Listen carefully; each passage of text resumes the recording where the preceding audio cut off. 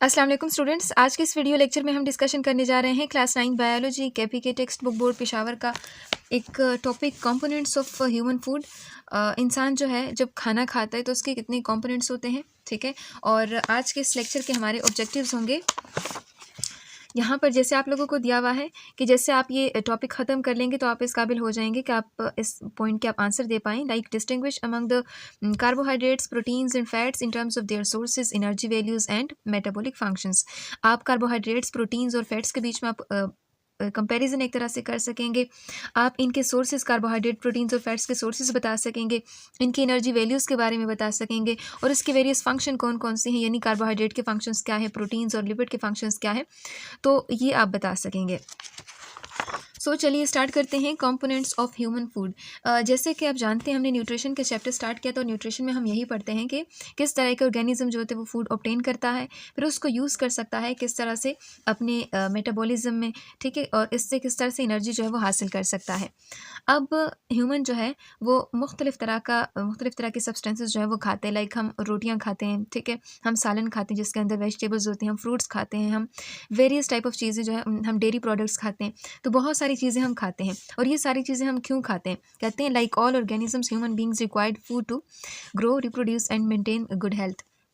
आप जानते हैं कि ह्यूमन क्या करता है, ह्यूमन जो है वो फूड ऑब्टेन करते हैं, फूड जो है वो लेता है किस लिए, ताकि उसकी ग्रोथ अच्छे से हो सके, उसकी रिप्रोडक्शन यानी अपनी नस्ल को आगे सही तरीके से बढ़ा सके, एंड आफ्टर दैट यहाँ पे कहते हैं मेंटेन गुड हेल्थ, और अच्छी सेहत को भी बरकरार रख सके। तो इन सारी चीज़ों को करने के लिए इंसान को बेहतरीन फूड यानी बेहतरीन खाने की ज़रूरत पड़ती है। और कहते हैं following are the major components of human food के मुख्तलिफ कंपोनेंट्स होते हैं, तो यहाँ पे ये आप लोगों के साथ डिस्कस किए गए हैं। तो सबसे पहले आपके पास आते हैं कार्बोहाइड्रेट। कार्बोहाइड्रेट का अगर हम वैसे हम मतलब ले लें हाइड्रेटेड कार्बन, ठीक है, तो यहाँ पे अगर आप इसका जनरल फार्मूला देखें CnH2ON, ठीक है, यानी हम ये कह सकते हैं कि वाटर है और साथ में कितने कार्बन, सही है। तो ये एक जनरल फार्मूला है कार्बोहाइड्रेट्स का। कार्बोहाइड्रेट जो है ये मेन सोर्स ऑफ एनर्जी होता है तमाम लिविंग ऑर्गेनिजम्स के लिए, स्पेसिफिकली अगर हम ह्यूमन की बात करें। और जो कार्बोहाइड्रेट की अगर सिंपलेस्ट एग्जांपल हम लेते हैं तो उसके लिए हम क्या लेते हैं, ग्लूकोज C6H12O6, तो ये ग्लूकोज, ये कार्बोहाइड्रेट है। इसके अंदर अगर आप इसके एलिमेंटल कॉम्पोजिशन देखेंगे ना, कार्बोहाइड्रेट जो कि यहाँ पे इसके एक एग्जांपल है, इसके एलिमेंटल कॉम्पोजिशन आप देखेंगे तो इसमें कार्बन है, हाइड्रोजन है और ऑक्सीजन है, यहाँ पे आप देख सकते हैं। आप जानते हैं कि ह्यूमन क्या करता है, ह्यूमन एक हेट्रोट्रॉप है, मतलब वो खुद अपनी खुराक तैयार नहीं करता, वो तैयार खुराक दूसरे से लेता है और ये स्टार्च की सूरत में जो प्लांट्स होते हैं उसको प्रिपेयर करते हैं। आप जानते हैं प्लांट जो है वो एक ऑटोट्रॉफ होते हैं, वो अपने लिए अपनी खुराक खुद तैयार करता है by the process of photosynthesis. अब इस प्रोसेस के दौरान क्या होता है, जो कार्बन डाइऑक्साइड है, वाटर है, सूरज की रोशनी होती है, क्लोरोफिल होता है, तो इन सब की मौजूदगी में किस चीज़ की फॉर्मेशन होती है, ग्लूकोज, या फिर हम यूँ कह सकते हैं कार्बोहाइड्रेट की फॉर्मेशन होती है। अब ये जो ग्लूकोज होती है प्लांट्स के अंदर स्टार्च के फॉर्म में स्टोर हो जाता है, फिर हम जो ह्यूमन होते हैं वो क्या करते हैं, स्टार्च को लेते हैं, फिर उसको अपने जो कार्बोहाइड्रेट की जितनी भी हमारी ज़रूरियात होती है उसको उससे पूरा करते हैं। अब ये जो स्टार्च होती है किस फॉर्म में पाई जाती है, पोटैटोस, आलू, राइस जो है, ब्रेड है, सीरियल जैसे अनाज वगैरह जितनी भी चीज़ें होती हैं, तो उसके अंदर ये कार्बोहाइड्रेट जो होता है ये स्टार्च मौजूद होता है। अब जब ये स्टार्च हम लेते हैं तो हमारा डाइजेस्टिव सिस्टम क्या करते हैं, स्टार्च को सिंपलर कार्बोहाइड्रेट जिसको हम ग्लूकोज कहते हैं, इसमें इसको कन्वर्ट कर देता है। डाइजेस्टिव सिस्टम ये कौन सा सिस्टम होते हैं, हमारे बॉडी के अंदर वेरियस सिस्टम काम कर रहे हैं, जिसमें से एक सिस्टम जो है वो डाइजेस्टिव सिस्टम है। ये सिस्टम क्या करते हैं, हमारी बॉडी के अंदर जितने भी हम खुराक खाते हैं, जो भी चीज़ें हम खाते हैं उसकी तोड़ फोड़ करता है और उसको सिंपलर सब्सटेंसेस में उसको ब्रेक करता है। तो जो स्टार्च ये बड़ा मॉलिक्यूल है, लार्जर मॉलिक्यूल होते हैं, उसको तोड़ा जाता है सिंपलर कार्बोहाइड्रेट में जिसको हम ग्लूकोज कहते हैं, और ग्लूकोज का फार्मूला आप लोगों के सामने मौजूद है। अब ये जो ग्लूकोज होता है ये ब्लड के साथ शामिल हो जाता है और कहते हैं ब्लड क्या करता है, इसको कैरी करता है तमाम सेल्स के पास, यानी सेल्स के पास ही चला जाता है ब्लड के ज़रिए, खून के ज़रिए, where it is used in respiration for energy. अब वहाँ पे सेल के अंदर इसकी सेलुलर रेस्पायरेशन होती है और इस दौरान यहाँ से एनर्जी रिलीज़ होती है। रेस्पायरेशन का क्या मतलब, हम लोगों ने जो बायो एनर्जेटिक्स का चैप्टर हम पढ़ रहे थे तो उस वक्त हमने सेलुलर रेस्पायरेशन की बात की थी कि सेल के अंदर जो ग्लूकोज होता है C6H12O6 यानी कार्बोहाइड्रेट जो कि ग्लूकोज है उसकी हम बात करते हैं, तो इसकी तोड़ फोड़ होती है, वेरियस एंजाइम आते हैं और इसको कार्बन डाइऑक्साइड, ठीक है, यहाँ पर वाटर और साथ में यहाँ पर ATP जो होता है वो रिलीज़ हो जाता है। अब यही एनर्जी होती है जो कि हमारे सेल के या हमारे बॉडी के वेरियस प्रोसेसेस के लिए इस्तेमाल की जाती है।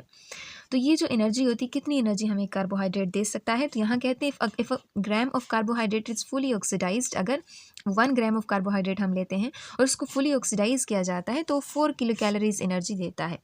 4 किलो कैलोरीज को हम यूँ भी लिख सकते हैं, देखिए 4 किलो कैलोरीज, ठीक है। तो ये एक यूनिट है, किलो कैलोरीज यूनिट है एनर्जी का। तो यानी 1 ग्राम ऑफ कार्बोहाइड्रेट हमें कितनी एनर्जी देता है, 4 किलो कैलोरीज। तो आप MCQs के हवाले से देख लें, ये MCQs के हवाले से इंपॉर्टेंट हो सकता है। अब कहते हैं जो ग्लूकोज होता है ये which is not used by the cell is converted into glycogen and that is stored in the muscle and liver. अब देखें हमारे बॉडी के अंदर जितनी भी सेल्स हैं उनके पास ग्लूकोज चला गया है, ग्लूकोज यूज्ड हो गया है जितना उसने यूज़ करना था। जो रिमेनिंग ग्लूकोज होता है ना, जो सेल उसको यूज़ नहीं कर पाते, वो किस फॉर्म में कन्वर्ट हो जाती हैं, ग्लाइकोजन के फॉर्म में हमारी बॉडी उसको कन्वर्ट कर देती है।